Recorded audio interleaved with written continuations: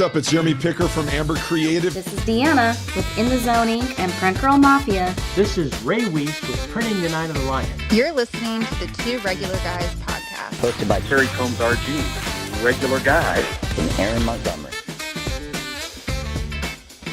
The place to be for industry news. The best dad jokes on earth, along with relevant topics to apparel decorators. Fashion to the people.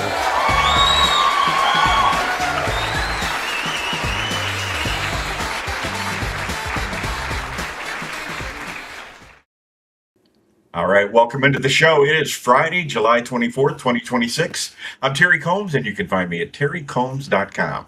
And I'm Aaron Montgomery from Super Gamut and our Success Group. And Terry, this week we've got, we've had her in this format before, but this is her first time being a guest here on the Two Regular Guys. She was part of the Sustainability Summit, and so it's Liz Wimbush from PPAI is going to be joining us. I feel like it has actually been a little bit since we talked about sustainability. Yeah. So, man, it's timely here. And not only that, is it timely, we also have our other sustainability leaders in the realm with us here. Cassie Green just popped on, said eagerly awaiting today's podcast discussion. And then we've got Teresa Hagel waiting in the wings for the news today. So going to be an awesome topic today, Terry. I'm looking forward to it. Make sure you stay till the very end. Eric's going to take us on a tour of how to set up workflow and cross-training, how it can make a difference both in overall efficiency and tackling temporary staffing shortfalls. So I love cross-training, so I'm looking forward to that. Yeah, for sure. I'm sure you've got your junior yellow legal pad nearby. I've got my, right here, man. I've got my whiteboard marker ready. I've got a clean notes area. It's all cleaned up. I'm ready for you, Eric. So coming in hot. I'm looking forward to that here at the end. But as I mentioned, we've got Teresa Hagel with ASI joining us here to share some news items for today. So Terry, are you ready to hear some news? Absolutely. Looks like we have some timely things from ASI.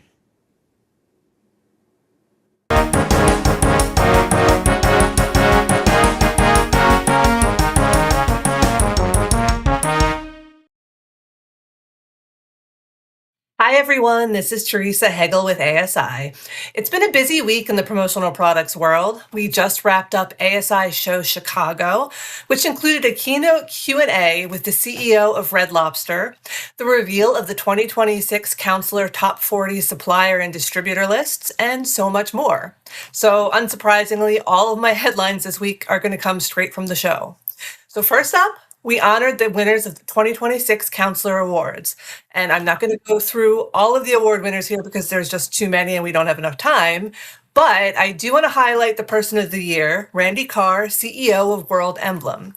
Carr has driven success by being a bold leader and a frank voice on how to thrive in uncertain times.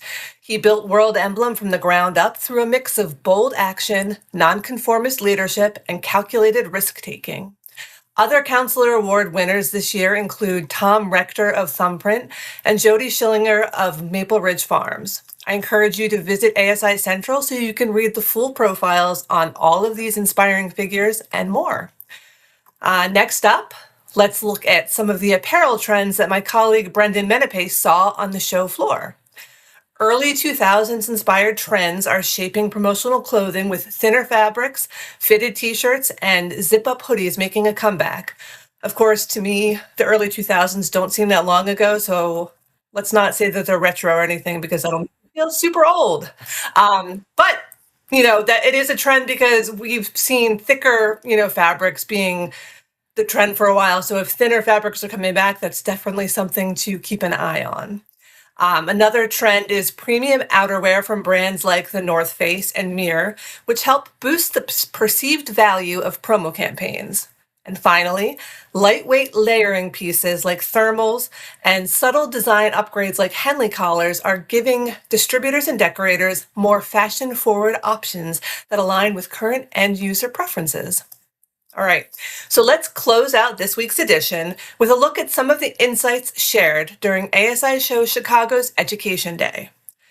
Speakers at the show emphasized that technology like AI and print on demand should be automating routine work in order to free up distributors to focus on personalized service and creativity.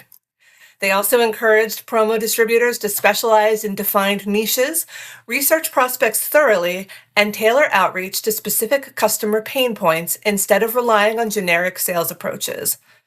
Print integration, scalable merch programs, and functional lifestyle-oriented products were highlighted as key opportunities. Education Day also included some live flash polling of attendees. For instance, 82% of people polled said they expect their 2026 sales to exceed 2025 numbers. So that's good news. I mean, we are an optimistic bunch, but it's good to see that people are still optimistic. So that's all the news I have for you today. Again, I encourage you to head over to asicentral.com/news to check out all the news out of Chicago and beyond. Have a wonderful weekend.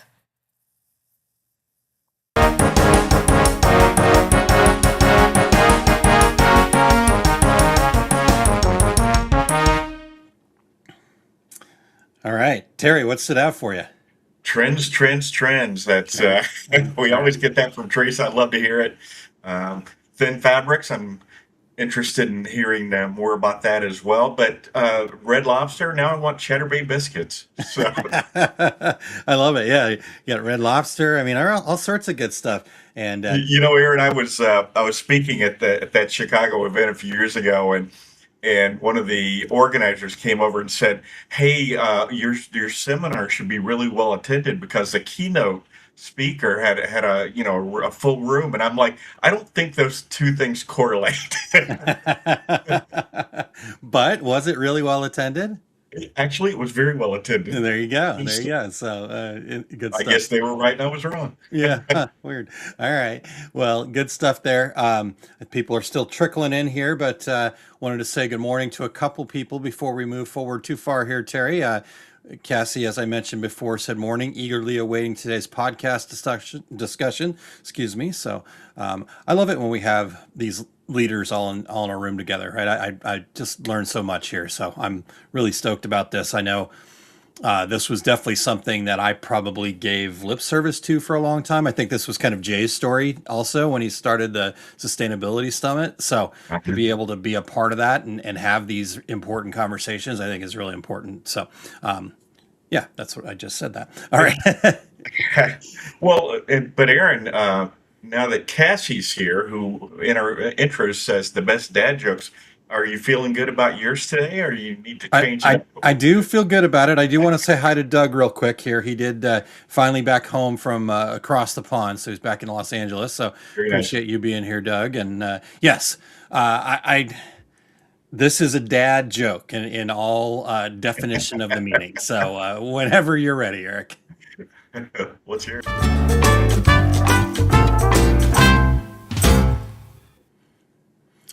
All right, Terry. So how does NASA organize a party? I don't know. How does NASA organize a party? They plan it. Get it? For our podcast listeners, plan it and plan it. Love it. All right. Thanks. Go ahead. Well, Terry, real quick, I just wanted the bonus to that is our guest is still in studio, so we have not run anybody off with our dad joke yet. But yeah, just a little quick housekeeping. We'll get our guest in here and get to the topic. All right. Thanks, everybody, for checking out the Two Regular Guys podcast. We still need your voices. We would love to have the regulators participating in our show intros. Go to osg.ling/intro, read a few sentences, be a part of every show. We are always looking for new guests. So if you or anyone you know would like to join us, go to calendly.com/2 regular guys to book a future episode, or email us at info@tworegularguys.com with your show ideas. If you are listening to the podcast version of the show, we would appreciate you sharing the Two Regular Guys podcast with your industry friends so they can become regulators too. And we would appreciate you giving us a review on Apple Podcasts, Spotify, iHeartRadio, Amazon Podcasts, YouTube Podcast, wherever you do your podcast listening, we are there. And if you're watching us live, please join in with your comments and your questions and be a part of the conversation. Absolutely. Looking forward to that. And All right. Well, Terry, let's get our guest in here and dive in. We got lots to cover here today. So Yeah. let's welcome in Liz Wimbush from PPAI. Liz, welcome. Appreciate we just threw you in here. How are you doing this morning? Good. Thank you so much for having me. I'm excited to be here. Yeah, awesome. Well, okay. So before we get to the details, Terry and I did away with the long, boring bio thing years ago. It's like, yes, we're only perfect twice, right? When we're born and when we write our bio. But but we love to learn about the folks that we're talking to. So maybe start us off there. Just tell us a little bit about your role within PPAI, how you became passionate about sustainability and the promotional products industry and how that mixes. So give us a little Liz 101 here, please. Sure. Well, I love jokingly answering, when people ask, how did you get into sustainability? Speaking of retro callbacks, have you seen the movie Fern Gully? I have, yes. That was, I'm going to say that's part of my lore.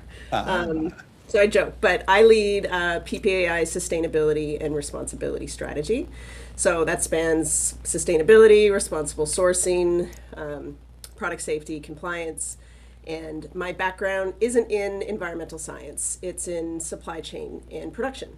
So I worked almost a decade at a large distributor in Canada, started at Right Sleeve, and then moved to a company called Genumark. And there I realized that the best sustainability initiatives almost always solved a business problem too. So they reduced waste or lowered overall costs, they improved quality or strengthened supplier relationships, and that's still what motivates me today in my role at PPAI, is kind of helping companies build their businesses in a more resilient way while navigating, what we're seeing as just increasingly complex regulatory landscape. Okay. Yeah. There's the lore, Terry. It's the lore, exactly. I love it. So there's the color of the year. In our industry, the word of the year is sustainability. So when we talk about sustainability in the branded merch industry, what are we actually talking about? What does that actually mean? Great question. It was honestly one of the first things I focused on when I started. I joined PPAI and started having calls with stakeholders within PPAI, suppliers, distributors, just people in the industry. Like, okay, I'm here. What should I do first? Like, what do you think is the most pressing, urgent issue? And pretty universally, people said, what does sustainability mean in the branded merch world? So we wrote a definition and peer tested that. It's on our sustainability page, ppai.org/sustainability. It's right at the top. It's built on 5 pillars, but really, sustainability is more than just kind of recycled products or carbon footprints. I think those take up a lot of space when we're talking about it, but it's about designing products that last longer, that reduce unnecessary waste, that source responsibly. That part's really important, and ensuring that products are safe and ethically produced. Don't get me wrong, like, understanding environmental impacts is really important, as is being transparent about the claims that we're making. But one thing I think I'll get into a bit later is some research we invested in, which was to better understand what matters most to our members. So me asking those questions, it's all fine and good to have anecdotal conversations, but we really wanted to back it up with research. And what came through most clearly was waste, so circularity, responsible sourcing, and transparency are really business priorities now, not just the environmental ones. Interesting. Okay. So, Liz, my question for you is why, we're hearing this, and I hear it in different places kind of like lightly, but especially around promotional products, especially in the world that we play in apparel, this has become a pretty big focus. So why is that, right? Why is, specifically, like, you guys have made this a strategic priority? That's your job there. So why is that so important?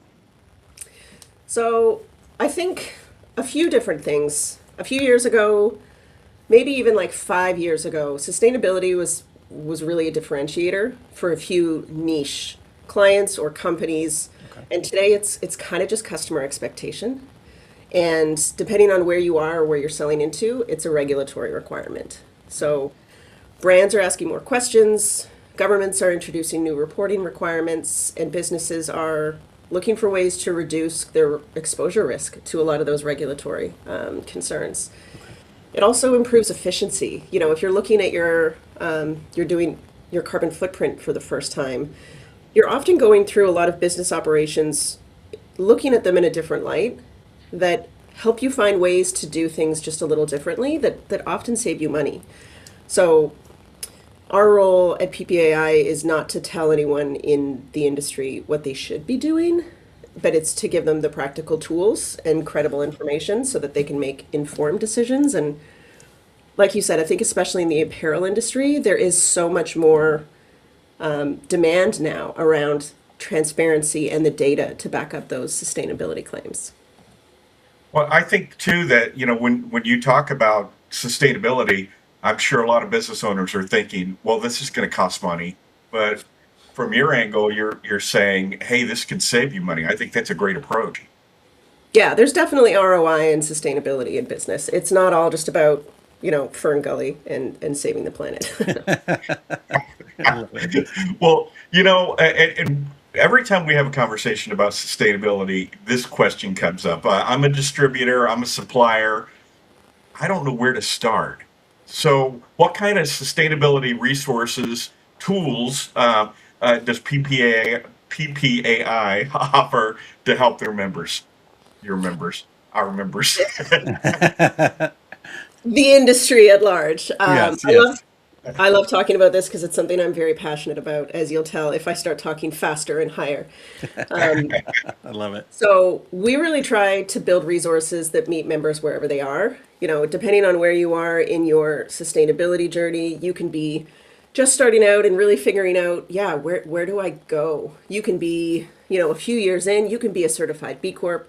We really want to make sure that we're providing tools for everybody. So that starts with that research. With a company called WAP Sustainability. We did a double materiality assessment to understand industry priorities and then move that into practical guidance. So waste and circularity being the most pressing concern that it identified.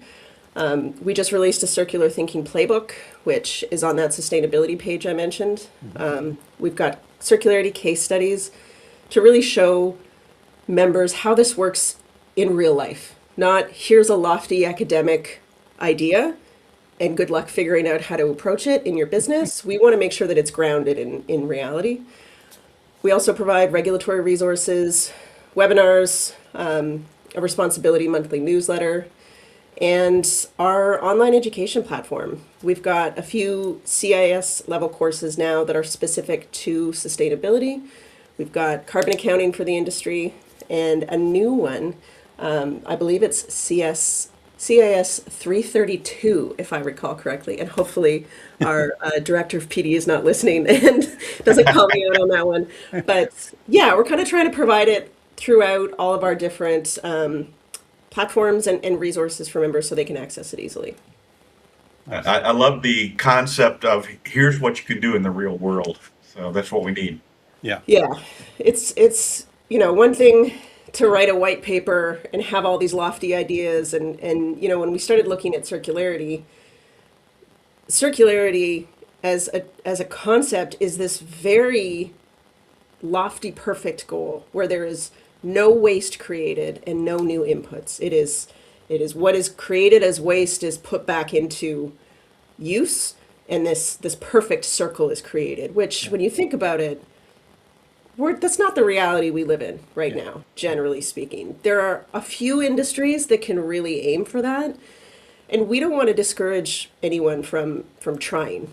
And the idea that, you know, progress over perfection, always, making small incremental changes really does add up. So not having this kind of impossible goalpost to aim for is what I'm trying to make sure we're doing. Oh, that's awesome. That's awesome. All right. Well, I want to see if we can get you speaking a little faster and a little bit higher here once again, because I know I know that you've been discussing carbon intensity a lot lately. So help explain that to us, right? I'm not 100% sure what that means. So what is carbon intensity in that study? Why does it matter? And what can we learn from this?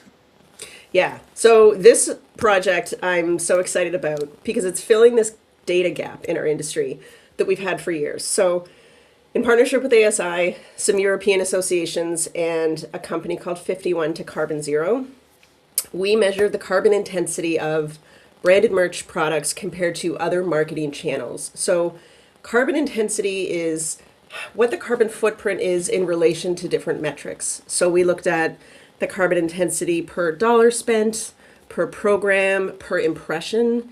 And, historically, we've talked so much about our industry as having the highest impression, especially when you're talking about cost. If you're spending on an advertising campaign, branded merch really goes the distance in terms of impressions per dollar. So we wanted to look at what that carbon cost was per impressions.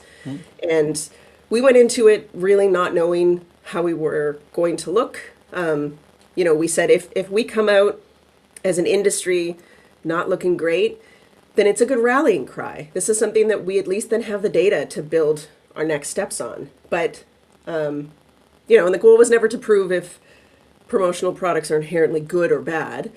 It's just to better understand where the emissions occur and where improvements exist. So it turns out that branded merch stacks up pretty well when you look at traditional advertising campaigns. So radio, TV, out of home, print, and digital were like second often in lowest carbon emissions. So we really wanted to be able to provide members with credible data that they can use in conversations, because clients are starting to ask them, I need to make sure I'm cutting my carbon budget, and from a marketing perspective, I need to reduce the amount of stuff I'm making. Well, it turns out that's not always the most carbon efficient decision. Sometimes those digital channels can really add up when you think about the carbon footprint of AI and data centers and where all this information is being stored in the cloud. It starts to really pile on. So the goal of it all was to be kind of this starting place where we can then build on it. So we're encouraging anybody who is interested in measuring at a more granular level with their company. 51 to Carbon Zero is really eager to add to the research so that we can just continue to build on it and make it more and more robust. Nice. Okay. Well, let's talk a little bit about regulations. I don't know if regulations around sustainability are changing more quickly, or we're just becoming more aware of it by having shows like this. But what's the biggest new regulation our listeners should be paying attention to right now? I think broadly as a trend, there is, especially in the US, we've got some federal deregulation, and the states are really kind of picking up the slack. So around all that, the biggest single shift is to accountability. There's all these new regulations in place to really make sure that that is the driving force in sustainability. So we're seeing specifically more producer responsibility laws. Extended producer responsibility is EPR, an acronym that gets thrown around a lot, and stronger enforcement around environmental marketing claims. So really needing companies to substantiate what they're saying when they're amplifying their sustainability efforts. So businesses don't necessarily need to become regulatory experts or anything, but they do need to understand where transparency and documentation are becoming really important. Okay. So you can't put a little green leaf next to your logo and call it good. Yeah, saying that something is natural. It's really hard to substantiate a claim like that. So making sure that the claims are backed by data. Yeah, that's good. That's really good. All right. So yeah, you said EPR, extended producer responsibility, I believe, right? And so talk to us a little bit more about that, right? Like, give us a better picture of what that is, what and why suppliers, distributors, how can this affect our businesses? So right now, the focus is on packaging EPR. So what that does is it shifts some of the responsibility for managing packaging waste back to the companies that introduce it into the market. Okay. So depending on the jurisdiction, that can mean reporting obligations on the volume and type of packaging, and registration with different organizations, and sometimes fees. They're called eco-modulated fees. So the real kind of sticking point for our industry with packaging EPR is it all hinges on who is defined as the producer of that packaging, which, at first blush you think, oh, well, suppliers. But it's not always the case. Distributors can be producers too. So even if they're not directly responsible under every program, they're likely seeing customers ask questions about it. And as soon as they introduce new packaging, so you think a kitting program, that packaging is now produced by the distributor. So they need to be aware of what these reporting requirements are. And in some states, the thresholds are fairly high in terms of revenue or waste generated, but it's good to just have kind of your ear to the ground and understand where you might be at risk and where it's coming. There's several states that have passed the legislation, and we're starting to see the first year of reporting is underway and learning from that so that things can be made a bit easier. But yeah, our goal is to really help companies understand what EPR means now, so that you're not caught off guard as the programs continue to expand. And ultimately, they're not meant to penalize companies. Yeah. They're meant to encourage innovation and really think about packaging choices and the life cycle of that, both the product and the packaging. So where can we make reductions, specifically in single-use plastic, to encourage more recycling and more recycled material? Where can we generally reduce packaging? A good example of that, reducing costs when you're looking at these initiatives. If you reduce the amount of bulk in your packaging, it's likely going to cost you less to ship it, which is also lowering your carbon footprint. So these things kind of all just fall under each other. Yeah. And then not something to be too stressed about right now, but as involved in the apparel industry, there is textile EPR, is kind of the next horizon. So California is the only state, shockingly it's California, that has passed a law to start regulating the waste of apparel. So that's something that's going to be coming in the next year or so. And again, we're trying to make sure that we're staying updated and providing to members a good understanding of what that means for them, instead of just, here is the law. Yeah. Good luck. Yeah. So, well, yeah, let's look ahead on that. When you say that about textile EPR in California, is that coming down the road for every state or most states, or what do you think? There's definitely more states that are looking at it. New York is right behind California right now, I think. And again, not shockingly, it tends to happen this way, where California is the first one out of the gate with the broadest or strictest law, and then we see, New York, Oregon, Washington State. We kind of get these filters through them. But I do think it is coming.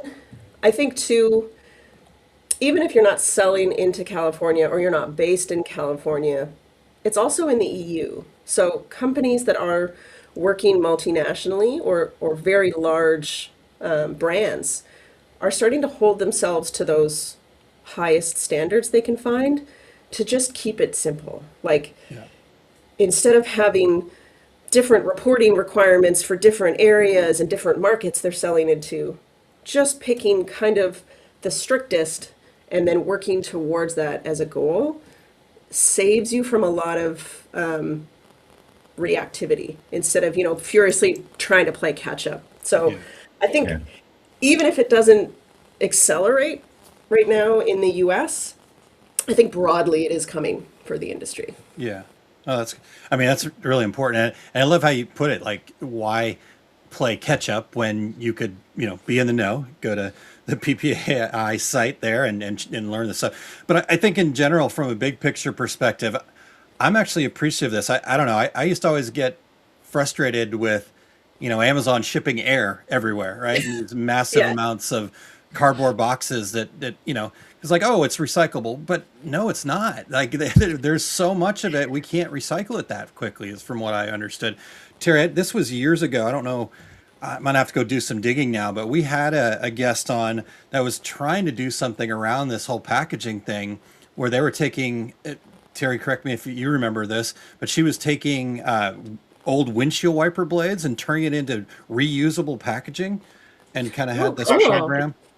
I don't recall that, but that's I mean, really this is like 4 or 5 years ago. So anyhow, I'll go dig it I up. love But, that. well, you know, and along those lines, I thought you were getting ready to say this. Aaron, the first time, well, you and I were both doing a show together in Europe. It was probably 10 years ago. The difference there in, well, you know, when you set up at a trade show and people are just tossing stuff in the aisle and people are sweeping it all up. Not Europe. You've got 3 trash bags, and you're paying for each one of them. So make sure you stuff them full. And so I think we're behind a little bit here in the U.S. on this, but thanks to PPAI and lots of folks like that in the industry, we're going to get caught up. Yep, absolutely.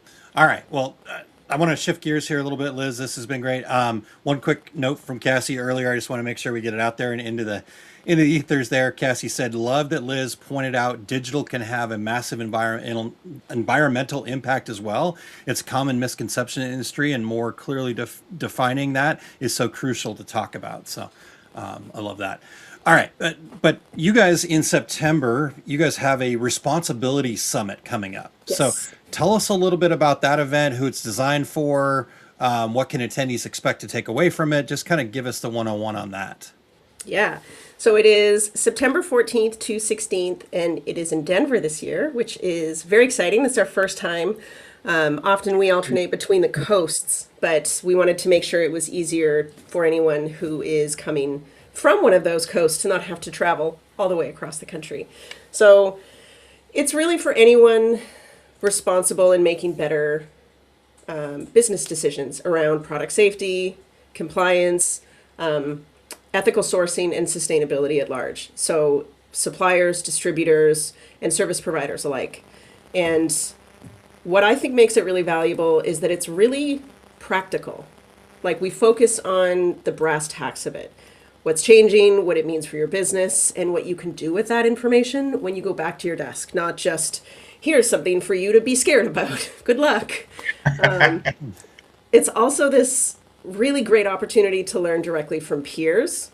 I find, we know this industry is so relationship based, and the level of openness and collaboration that we see there is really inspiring. Like, everyone is there to make the industry better together. It's great. Well, so let's hear the elevator pitch. As somebody who's never attended the Responsibility Summit before, what makes it worth me putting this on my calendar to attend?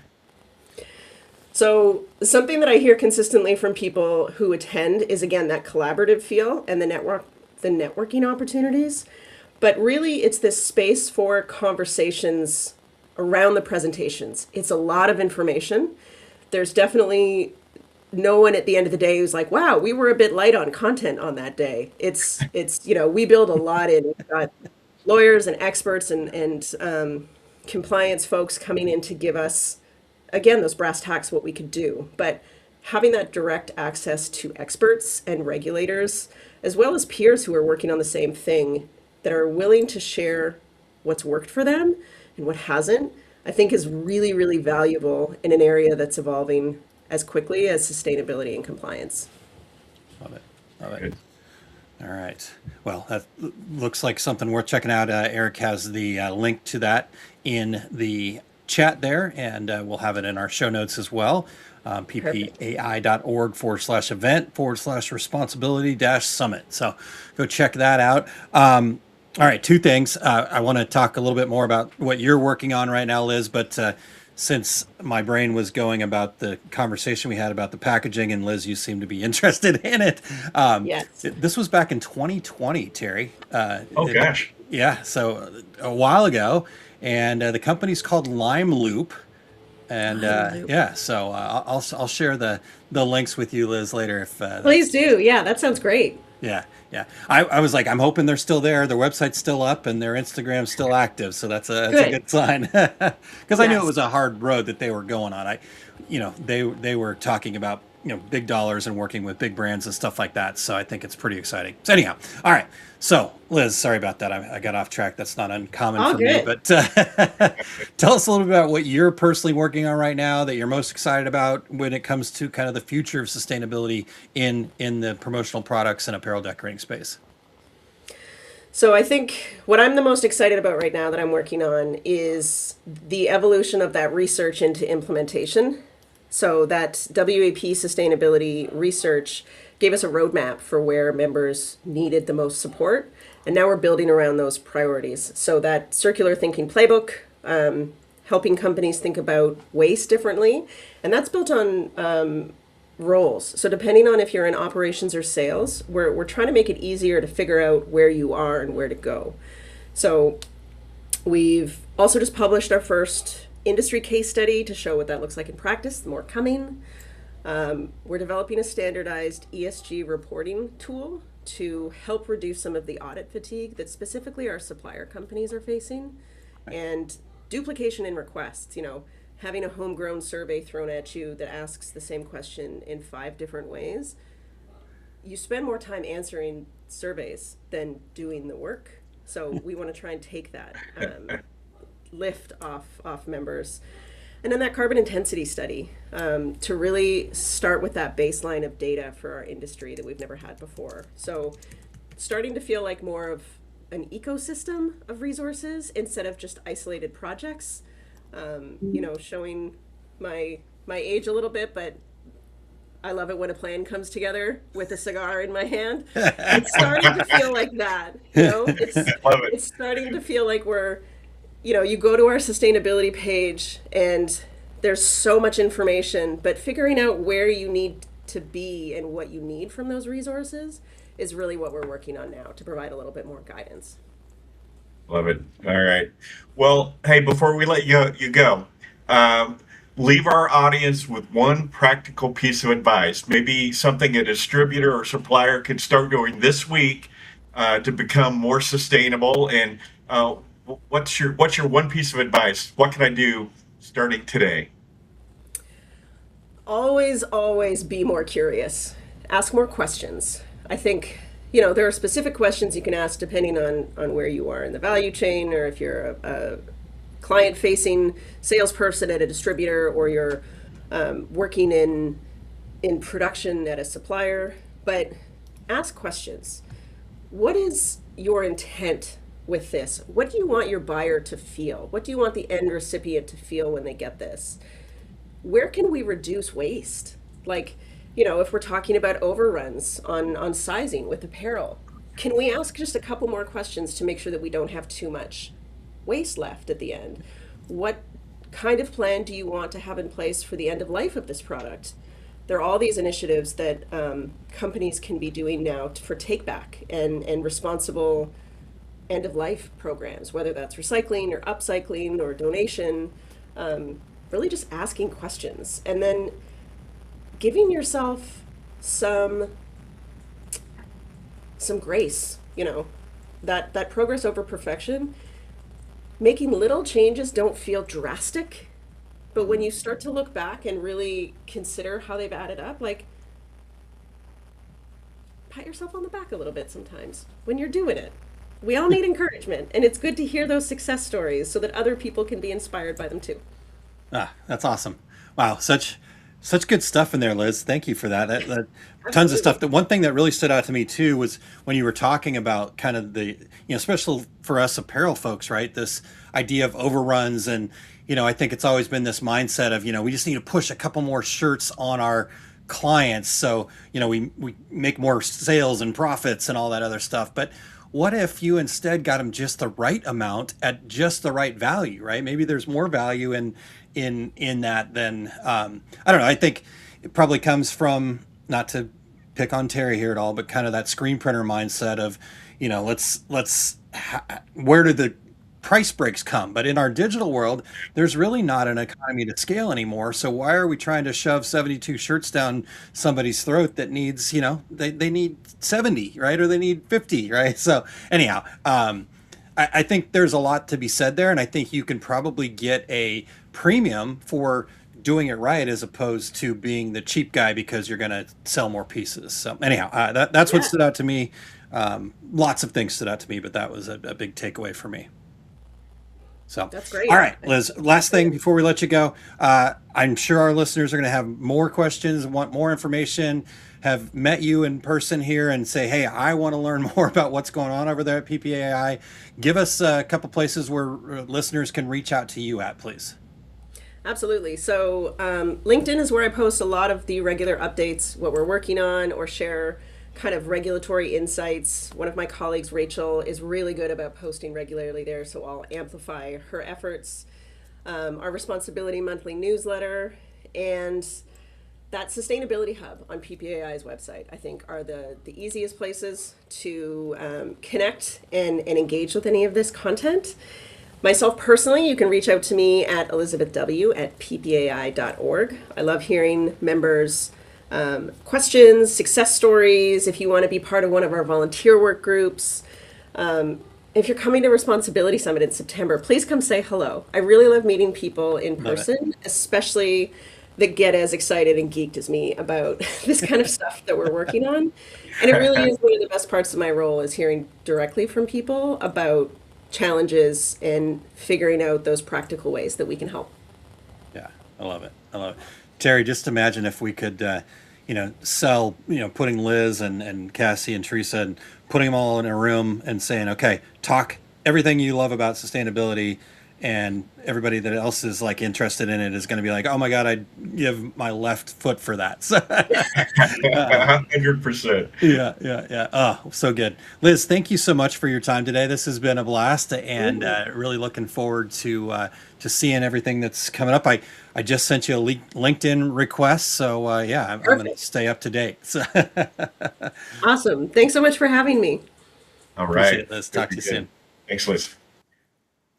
Aaron, what I love is practical. Yeah, that really stood out. You're right. An event like this, it gets more nuts and bolts. Here's what we can do today, Yeah. It's so good. I mean, you're exactly right. Like practical. Yeah, and that's, again, we had the benefit of being a part of the program that Jay put together there, so we got to meet a lot of great people. But that's why after that was done and I was going back through and editing and watching it, because I couldn't be there live that day, I was like, oh man, we got to get Liz on this podcast. So I'm so grateful that she took some time to join us here this morning, Terry. So great conversation there. If you guys, regulators, got any questions or stuff, make sure you're connecting with Liz, and looking forward to learning more coming up here. So we'll definitely have her back on. But Terry, we've got the secret sauce still coming up. I'm excited to learn from Eric here in a little bit, but I know you're back on the road a little bit more these days. So give us an update on where you're going to be. I am indeed. My complete screen printing business course. Upcoming dates with Atlas Screen Supply in Chicago. I'll be there soon, August 22nd, 23rd, and I'll be back there again November 7th and 8th. I'm going to be at DAX Twin Cities. That's going to be August 7th and 8th. I'll be in the DTF Superstore booth, and that's always a great show for me because for some reason, tons of people who have been to my screen printing class come to that show. So looking forward to seeing a lot of those folks. I'm going to be in the apparel zone at Printing United in Las Vegas, September 23rd through 25th. I'll be in the DTF Superstore booth or area. And a reminder again, Apparel Zone is all about education, not selling. It is your safe space to come and talk DTF, DTG, and whoever else is there in the Apparel Zone. Lots of fun. And watch for all my upcoming events at terrycombs.com. How about you, Aaron? Terry, I had to smile. Eric's going to have to help me remember here. I've got to make you a shirt for the Apparel Zone that is like the little safe space logo. And you can come up and, maybe even says, give me a hug or something like that. I don't know. It'll be, all right. So sorry about that. For me, first and foremost, I want to personally invite everybody to take a look at this. Check it out. I think this is a room that you want to be in. The Purpose Plus Profit Retreat is going to be happening October 30th and 31st. It's going to be in St. Charles, Missouri here, not too far away from where I'm at right now. And it's just going to be an awesome opportunity for small business owners to kind of step away from the noise, to reconnect with their purpose, to then work together with other business owners to get practical strategies for stronger profits, and just have a community of people who understand the journey. The more and more I've been working with our success group and helping people implement the fundamentals of business success, the more it becomes apparent to me that we can't do this in a vacuum. Right? Like we're small business owners and we want to, lift ourselves up by our bootstraps and be cheap and do everything on our own. And I just am so tired of seeing people struggle with that and just saying, just come be in these places. We've intentionally limited the seating so that way we do have that opportunity to really build community. So I believe that this is a room that you need to be in. If you're at all curious, just reach out to me. You can find me on Facebook, or you can email me, aaron@oursuccessgroup.com, and I'll give you more details. And like I said, it's limited spots. We've already got people getting spots already, and we've got a little bit of a early bird pricing going on through the end of the month here. So now is your time. So make sure that you're reaching out to me to get more details. And so that's first and foremost. I'm really excited about that one, Terry, for sure. The second thing I'm excited about, as you mentioned, DAX Twin Cities, DAX Minnesota. It's back in the Minneapolis area, not out at the casino like it used to be, which was great. It was just a jaunt to get out there. So we're back in Bloomington, actually. And as Terry mentioned, that's the 7th and 8th. And I get to be a part of 3 classes, teaching 2 and facilitating a 3rd. You guys have all heard those classes, so I'll let you go to daxshow.com to check it out. But what I want to make sure that you guys saw was there is a code you can use, SuperRob2026, and that will get you a $30 education credit. So any of those classes that you want to come to, you can get that credit there. Plus, you'll get on the show floor for free. And so again, just use that code SuperRob2026. So that's what I've got coming up here. Terry, I will share what Eric's got coming up before we get him in for the secret sauce. All right. So Eric, take a deep breath here. Because it's always like some really good information here. The Take Up, episode 260, making the most of motifs, stitch styles, and planning. In this episode, Eric finishes last week's catch-up with a discussion of making interesting textural treatments and stitch styles with motif tools and how to plan those magical repeating stitches. So magical. I don't know if Eric's going to have a top hat and a little stick, but it's going to be. It's not science, it's magic this time. I love it. It's magic. Yeah, absolutely. So jump in at 2:30 Mountain Time, 4:30 Eastern. If you'll head over to ericcampbell.com, you can click the Take Up tab at the top and access that show and all 259 plus. Eric is being modest. 260 is, he's got some other episodes that are in there too. So anyhow, go check that out, ericcampbell.com. So there we go. Perfect. All right. Well, speaking of, yeah, absolutely. Let's do some secret sauce. What do you say? Let's do it.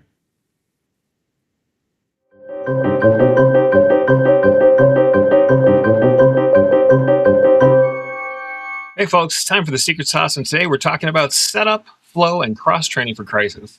We can always find ourselves working with reduced staff, or for smaller shops, maybe even working entirely on our own. So it makes it incredibly important that we always maintain efficiency in our processes.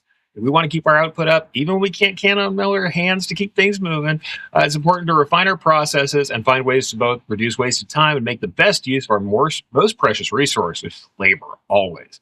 By looking at our setup, evaluating our assets, walking through our workflow, we can identify these potential slowdowns and prepare our shops to be the most productive they can be, even when we have to do more with less. So the concept is we want to prepare to produce. Whenever I examine an existing workflow in an embroidery shop or help somebody work out some problems on their floor, it's only infrequently that the act of embroidering itself is causing the slowdowns of the production process. Almost invariably, the most wasted time comes from kind of improper preparation or a lack of preparation altogether. Uh, the first one that I like to hammer on quite a bit is informational flow. I know in the shops I worked in, this was always the biggest loss. That chief failure was almost always managing information. In the case that your shop has separate sales or customer service staff and production staff kind of working apart, it's an unfathomably large loss of time can come from that incomplete or missing information and assets in the production department coming out of that sales channel. So look at your information workflow and make certain that every job is entering the production floor and has all of its information needed to produce said job attached directly to it, somehow properly referenced to the blanks in a central information system of some kind. There are lots of different types, especially now. But unless there's some unforeseen issue, there should be very little reason for the production staffer to be ringing up sales or the managerial staff to ask about thread colors or logo placement or size, logo, personalization verification, or any type of information. If a machine operator has to call or visit sales staff to handle an order, you are losing a tremendous amount of time. And in the same vein, all information needed to prepare an order should be handled with the process of interviewing the customer, save for the art approval process. After that, having to consistently contact customers with questions outside the supply chain issues or other mishaps that you can't foresee really should be seen as a problem. You have to examine your interview and quoting process to make sure you're not doing that. Flow is best when it keeps running in one direction with a little reversion as possible. And with central information systems are in place, job management systems, and now that we have full-on digital production setups with things like barcode scanning and information and inventory tracking, it's even easier to make this work of information flow and be able to improve that and make that central and accessible to everybody who needs information. The next thing is kind of physical flow. I always talk about staging your stacks, the same way you look at that informational workflow, you should be looking at the physical workflow that keeps that same kind of efficiency. Not only should your information be complete and essentially accessible, each production machine on your floor should have the material needs for each job prepared for production. I like to stage blank goods and materials in a queue near each machine where we're doing large orders. Certainly for smaller orders where we're doing things like pulling out of bins, that can be slightly different. But still, the concept is that everything should be ready for production and we should never be going back to intake. Stage blank goods or materials in a queue by the machines in the order of production at the beginning of each work shift. That is a fantastic way to do it if you have large custom orders. But the thing is, operators should never be searching through shelves or manually tracking down garments when it's time to produce. Jobs should be staged in this physical queue so that as one job is completed, the next is at hand ready to run in these sorts of setups. Moreover, as much as possible within the requirements of delivering on time, each job requiring a special setup should also be grouped. So in the embroidery world, it often shapes up like this. If your machine's got to be converted back and forth between caps and flats, queue the cap jobs back to back to reduce the amount of time switching over the setup. Or should you have two machines and a sufficient amount of throughput, have one machine for caps, one machine for flats, and keep those chains separate and running. If you have several jobs with low numbers of colors, you can also thread your machine once for multiple jobs until all needles are threaded, only switching needle assignments as the jobs progress through the production queue. The concept is to sort jobs in such a way that tasks can be chunked. This sort of staging can also be done within a run. If you have individually personalized garments, separate the personalization to stitch files based on size and color combinations and stack your garments accordingly. This means that without identifying garments necessarily individually in position, your operators can load a machine with a specified style, color, size of garment until all the names in a single file are spent. The goal of physical staging, whether it's within an order or on the shop floor or in bins, whatever it is really just to reduce the need to inquire, examine, or search for the next garment, information, or the material required for a job. By the time an operator is ready to run, decision-making should be done for any given order. This also goes for any sort of materials. They should be within reach. Any stabilizers, any tools, anything required to change the needles or the needles themselves should be within reach of an operator at their station. Next thing, just examine your environment. The idea of removing friction, decision-making, and searching goes to all manner of needs. Like I said, all stations should be examined to make sure that tools and supplies are within the arm's reach of a machine. For embroidery, that means the basic set of tools, lubricants, hoops, trimmers, stabilizers, and a hooping station should be with each machine so that we're not taking time or more than a step or two for the control panel for the operator to find everything they need.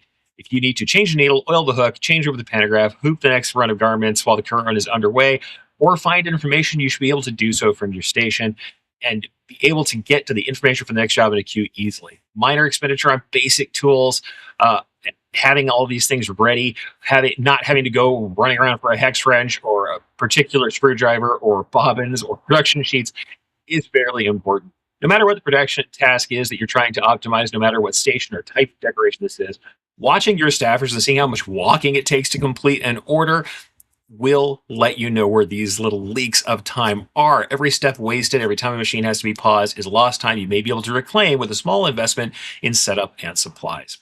Kind of last but not least here, we want to cross-train for crisis. Sadly, if you're thinking about cross-training by the time a crisis happens, it's a little too late for you to have felt pain of having that critical employee missing from their position.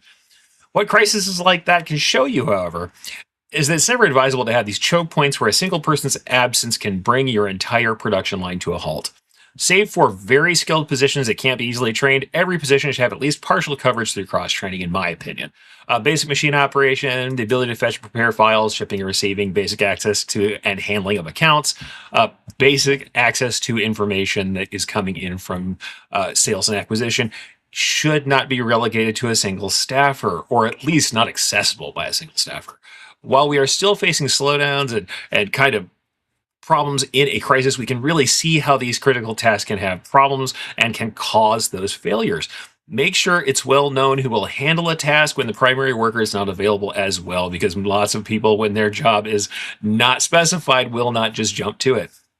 Cross-training your staff in multiple positions also helps with communication, even when all your staff is present, as cross-departmental training directly exposes workers to the needs and challenges faced by other departments, and it helps them to understand what's going on in the totality of the shop. Honestly, much of the efficacy of the cross training is kind of tied up in information management as well. Just make sure that staffers should always have a chance to be able to find a report on the current status of an order and to be able to understand the information. Similarly, no production job should wait because only one staffer knows the location or has critical access to assets, tools, or supplies. Just as universal access to information allows any staffer to answer customer inquiries, having universal access to assets and to blanks and tools means that your staff is never stuck when they need to make progress with an order.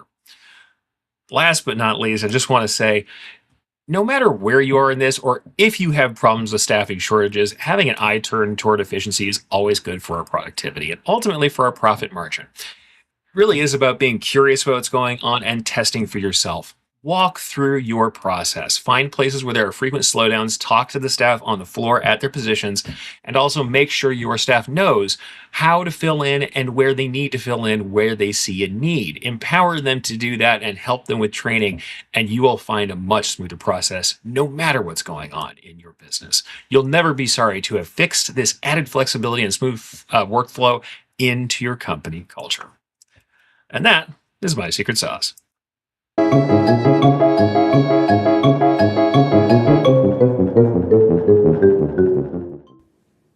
Production floor efficiency. I got a little misty a couple of times. I was going to say, I thought I saw you doing this. I didn't know if there was dust in the air there or what happened. But Terry, I love that stuff. That was tons of great information, Eric. Yeah, it was awesome. Really, really good stuff. So thank you for sharing that secret sauce with us, Eric. Been an awesome show today, Terry. I need to real quickly just share something that our friend of the show, she's a good friend of ours, Andrea Bomarito, Matina. Some of you guys might know her dad, Bob Matina, passed away early in July. Information is just coming out. There's going to be a memorial coming up here. Fortunately, I'm going to try to get by there if I can, but just want to send our thoughts and prayers. Some of you guys might be familiar with Bob and their company, Midwest Embroidery. They longtime dealers of ZSK equipment. And so Eric's double checking my facts here. So I appreciate that, Eric. But just gutted for them, and just sending all sorts of thoughts and prayers and love and light to Andrea, Nick, and the rest of the Matina family. Bob was an amazing guy. I enjoyed every opportunity I had to chat with him, to get to know him, and so he is going to be deeply, deeply missed. Terry. Aaron, the thing about Bob is all the years I've known him, I don't think I ever saw him when he didn't have a smile on his face. He was just a ray of sunshine. So Bob, and obviously Andrea and Nick, in our prayers. Yeah, absolutely. All right. Well, Terry, this has been an amazing show today. Liz shared some great information. As you pointed out, some very practical information, which is what we're excited about, right? Like this sustainability conversation's been going on, but we're really starting to get into some practicality, right? Like, what does this actually mean? How can we actually do better, be better, and grow our business because of it, right? Not in spite of it, kind of thing. So Liz had a ton of great information today. So make sure that you're checking out all the information they have over there at PPAI. So ppai.org/sustainability. Thank you, Eric. Appreciate that. So yeah, good stuff there, Terry. We really appreciate Liz and her time today. Yeah, and my word for the day is circularity. I'm going to try to use it in a sentence more than once. I expect it. I expect it, and I want to be told when that sentence is happening. So I want to be part of that. All right. We also want to thank our show producer Eric Campbell for pushing the buttons, turning the wheels, and then jumping on live with a great secret sauce today. Yeah, definitely. Awesome secret sauce, Eric. Thank you. Terry, next week we've got a friend of mine, somebody that I've been able to meet here, Colin Sinclair McDermott, who is a Printing United Expo All-Star. So excited. In fact, he's the captain of the team. He's very humble, so he won't tell you that, but we always make sure that the captain knows that he's important. And he's going to join us to discuss business growth mistakes and how to avoid them. So really looking forward to the expertise. This opportunity to be part of the Printing United Expo All-Stars has been awesome to get different perspectives from different parts of our industry. So I'm excited to bring them here to Two Regular Guys and be able to share them with you and have Terry grill them with awesome questions. So I am looking forward to that one. That's going to be a great show. But until then, I'm Terry Combs. He's Aaron Montgomery. And that was the Two Regular Guys. Here we go. We're out. Awesome. Thank you for tuning in to this week's episode of Two Regular Guys. We're here because of listeners like you, and we're so grateful to have you on this journey with us. For more valuable insight, be sure to visit our website, 2regularguys.com, and join the conversation on our Facebook page. And hey, if you or someone you know has expertise, a unique perspective, or a story worth sharing, we'd love to have them as a guest on the show. Just reach out. Remember, success in this industry isn't just about the equipment you own or the techniques you've mastered. It's about the mindset you bring and the connections you build. Keep learning, stay curious, and don't be afraid to think differently. Keep pressing on, and we'll catch you on the next episode of the Two Regular Guys.